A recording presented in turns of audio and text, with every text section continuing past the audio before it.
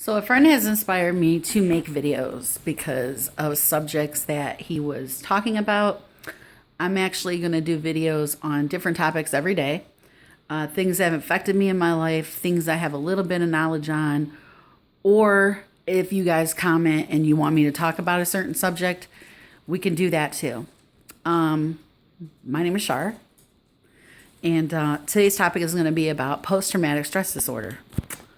Post-traumatic stress disorder is a type of disorder that can leave you very stressed, very anxious, very nervous, very angry.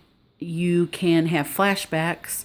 You can also end up, sometimes in extreme cases, people hurt people that they love because they either had a flashback or they just really blanked out. There's different types of post-traumatic stress. Some are caused from people being in the military, which is one of the most common that you probably hear all the time.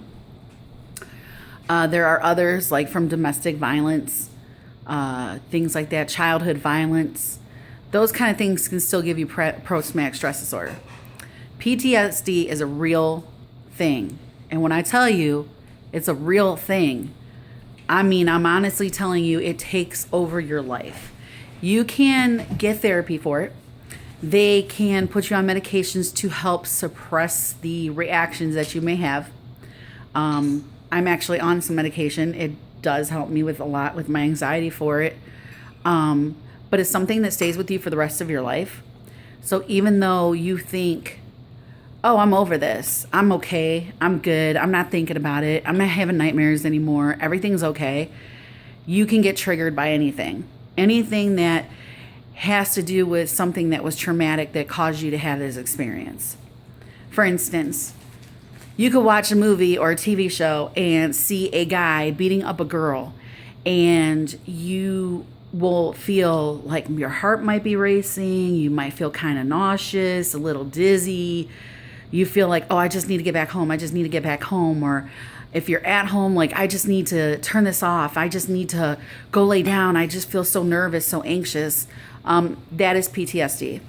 If you were experienced in having someone put their hands on you and you were in a very, very violent relationship, name calling, hitting, whether it was near death, whether you escaped or you didn't, I mean, you're still in a relationship like that, there is so many places that you can get help.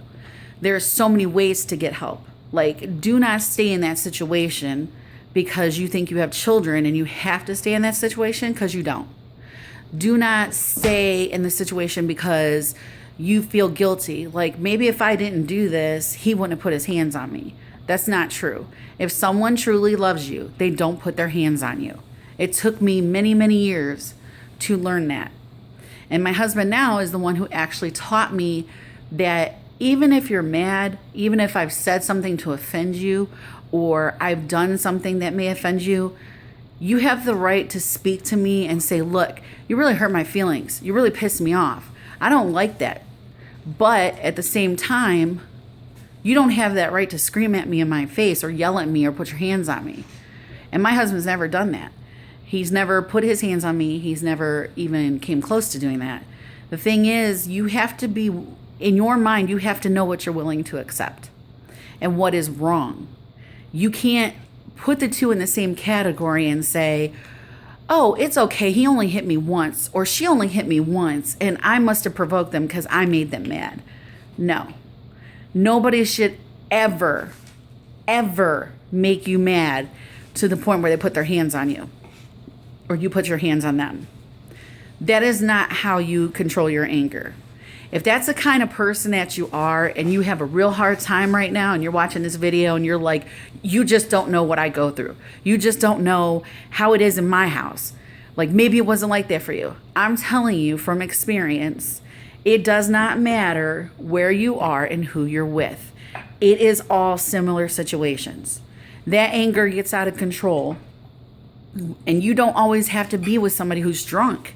That anger gets out of control, and you have nothing to defend yourself.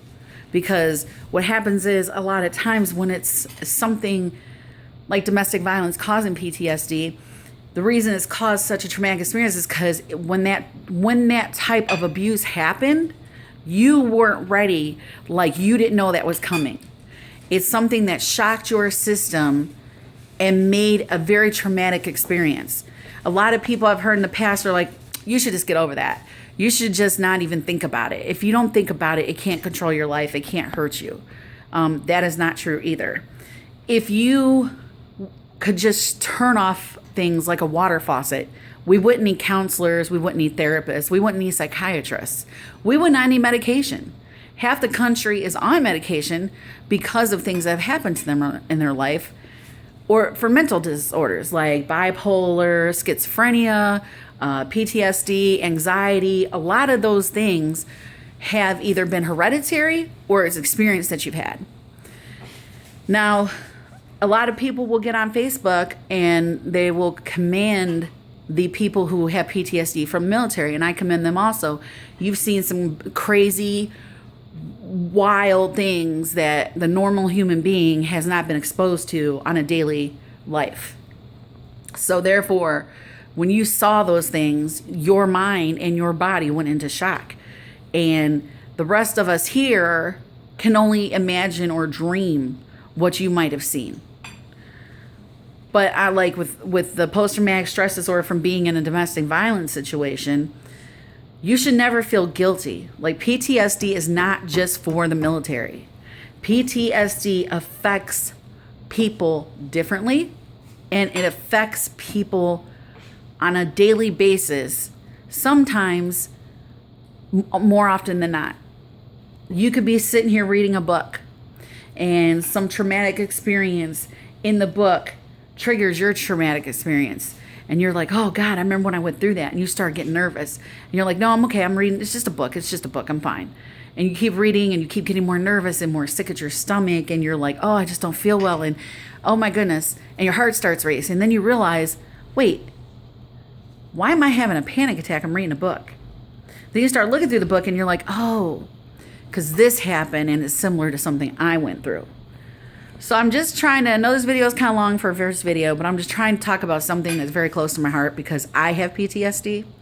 And with me, mine was from domestic violence. And I, on a daily basis, am pretty good. I don't walk around going, oh my gosh, I was this victim of domestic violence. My life sucks.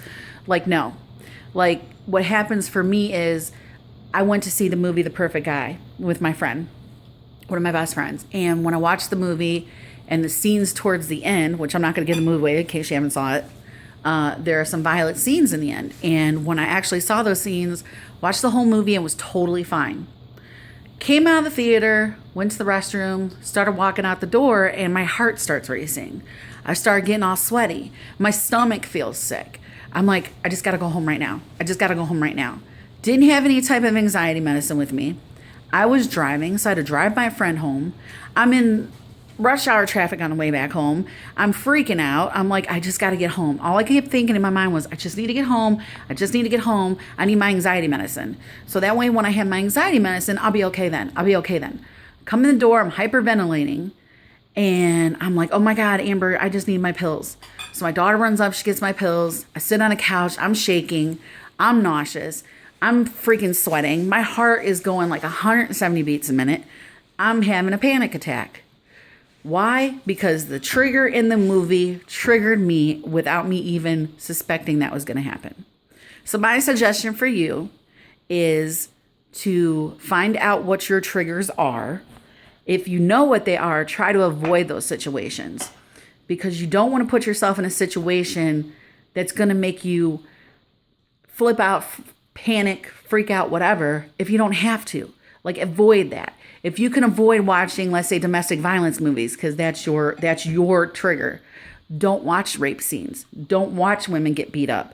Don't watch people setting beds on fire. I mean, it's just common sense. Like, you could be like, oh, this was like 10 years ago. I'm over it. You're not over it. There will always be those triggers that will always happen for the rest of your life. Whatever trigger it is, you may not even know what it is. It will always be there. You cannot just say, I don't have it no more. A lot of people think, oh, I just say, I don't have it no more. That's not true. You have to really learn to control it as far as when the trigger starts and you see like this is making me nervous, change the channel, change the situation if you can. If someone is yelling at you at work, try to be like, okay, sir, and walk away, or okay, ma'am, and say, look, I need a minute, and walk away if you have to. Do not let somebody bully you. Do not let somebody make you uncomfortable because you have this disorder. And my suggestion would be to talk to a counselor, because it helps a lot, because they can give you coping mechanisms on how to calm yourself down, what you should do when you think you're having a panic attack from PTSD, and how to live with PTSD and still have a life. So it doesn't control you so much that you're not locked up in the house. You're not out here, being like, I can't go here because so-and-so might be there, or I can't do this because of this. No, you could still live your life. For me, it's 14 years later. Every now and again, I get nervous. If I'm home alone, I check all my windows, all my doors, under my beds. It's a very scary situation. I even sit in my room a lot of times if I'm home alone by myself and no one's here. I lock my bedroom door and stay in there because I have PTSD from domestic violence. It does control my life a little bit, but I'm starting to work on getting past it and trying to maintain a comfortability in my life so I don't have to depend on just medicine. So if you guys have any questions, please feel free to ask questions. And if you'd like to comment, maybe you have a similar story, maybe there's something you could tell me and help me understand, I would greatly appreciate it. And please subscribe to my channel, because there'll be more videos coming up on different topics every day. They're not all going to be mental health issues. Some will be on life issues, parenting, grandparenting, different things, money, all kinds of different topics that I have. So I would go down the little comments and comment and tell me what you think, and make sure you subscribe. Okay. Love you guys. Bye-bye.